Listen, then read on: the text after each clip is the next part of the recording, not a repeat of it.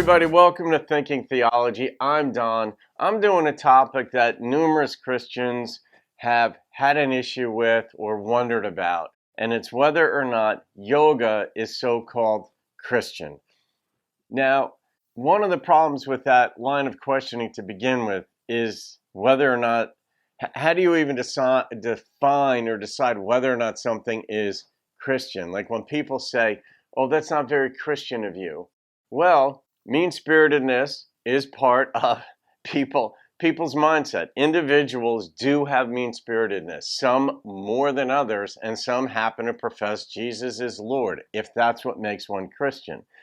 In any case, when I think about it's not very Christian, when people say that, I just think that's sort of a very pious thing to say, because I have very close Jewish friends who are as loving as any Christian I've ever met.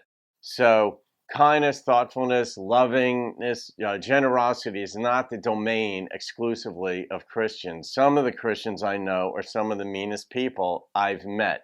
So with that as and that's not to throw Christians or any group under the bus. It's just to say there's no monolithic group or no hold any particular group has on a particular lifestyle or a particular form of love or thoughtfulness or generosity and kindness and this kind of thing. All right, when it comes to yoga, which I've been practicing for 18 years and I'm a certified teacher, I had the same concerns initially. I wouldn't do yoga when it was proposed to me initially that I would benefit from doing yoga. And because I had my ideas that this is going to be some weird chanting and go to some whacked out place. It's not that at all. It wasn't that. And I was stunned to get the benefits of yoga that I've been putting off for years. I'll give you a for instance. I had a very busy mind. Like in the night, my mind would go to all these different things. Like they call it monkey mind in yoga, where it goes from limb to limb to limb to limb. During the day, my mind was all over the map. I was multitasking in my brain, all kinds of things, and it rarely settled down. Many people can identify with this, especially now with the advent of cell phones and we're on our laptops and you got kids and we got to pick this one up and all the different parts of life and you're all over the map.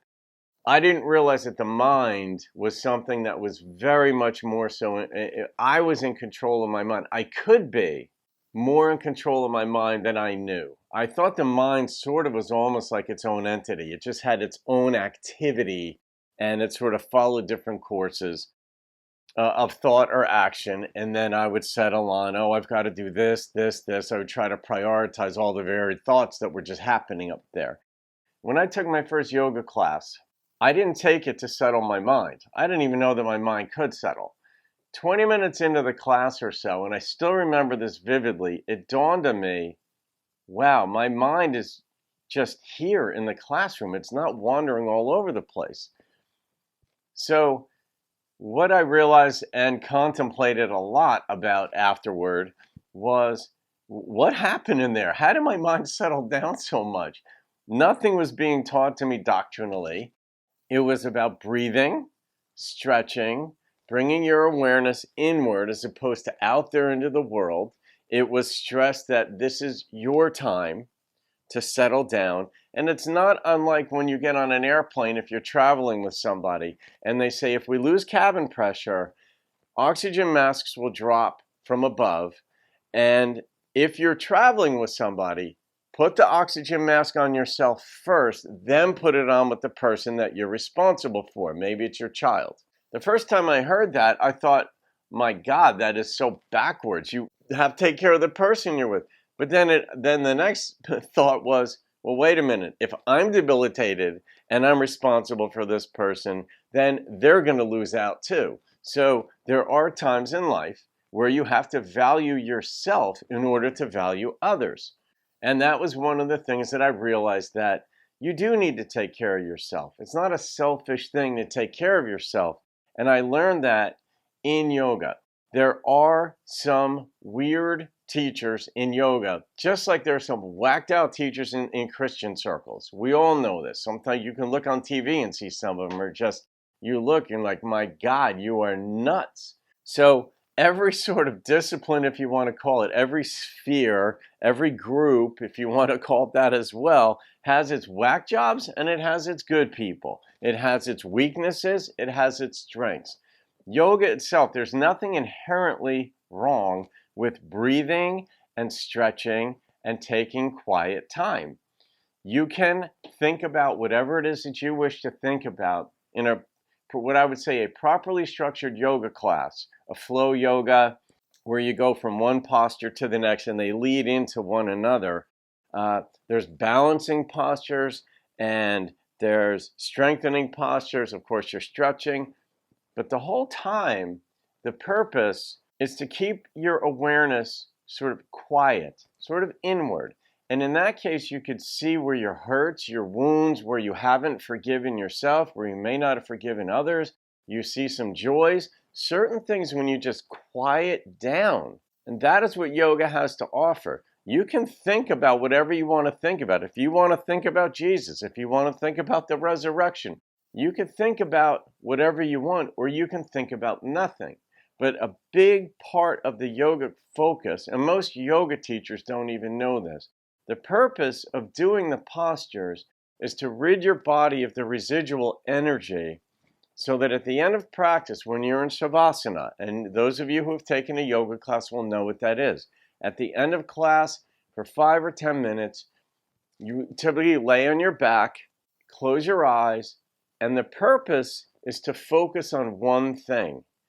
And in the beginning of class, the teacher, some teachers do, will say, set your intention or dedicate your practice inwardly to somebody or something. And at the end of class, when the residual energy is done, after you've done all the postures, you've been stretched, literally and figuratively strained, a lot of the residual energy that influences the monkey mind is gone, and you can focus on that one thing at the end of practice. Maybe you feel bad about something you said to somebody last week or 20 years ago, and it's still bothering you.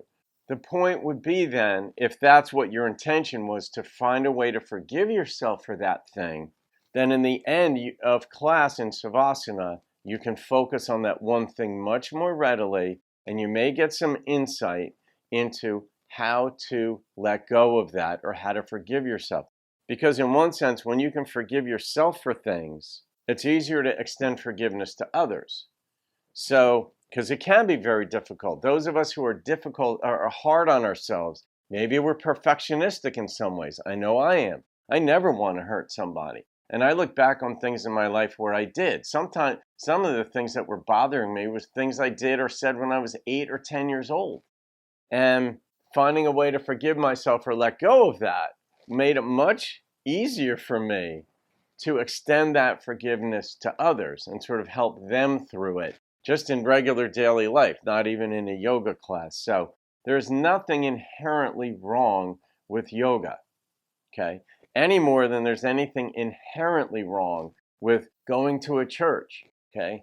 Whatever you learn in these places, some things are bad, some things are good.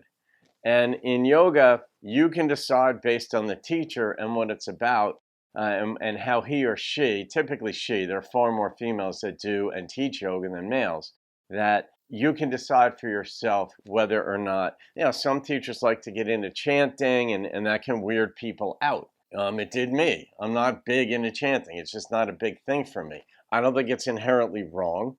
One of the problems that some uber fundamentalists may have is that they'll conceptualize, well, you're opening the door to what's called devil spirits.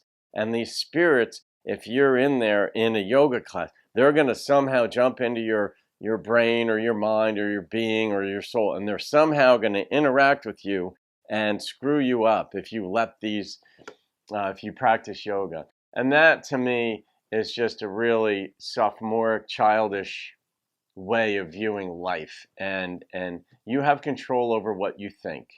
Okay, there's some invisible thing isn't jumping in and rewiring your brain and the words in the order, and then it presses the believe button so you're going to believe something wrong. So, no. Breathing, stretching, getting quiet, removing the influences from the world is actually a very, very healthy thing. So, no. Yoga, there's nothing inherently wrong or evil about yoga. So I hope that answered your questions. and you decide.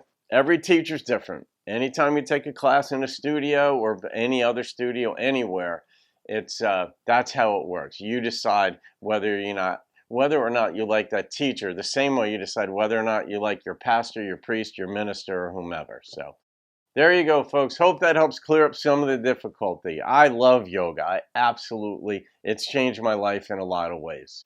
Have a great day. I'll see you on another video, and keep thinking theology.